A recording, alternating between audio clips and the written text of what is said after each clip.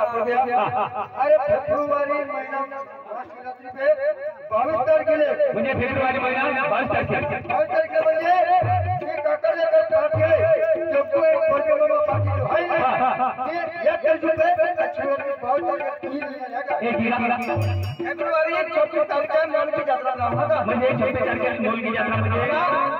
13 तारखेला मोलकी यात्रा होगा एक गिरा पहिला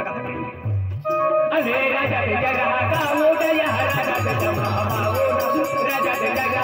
उदय राजा जमा राजा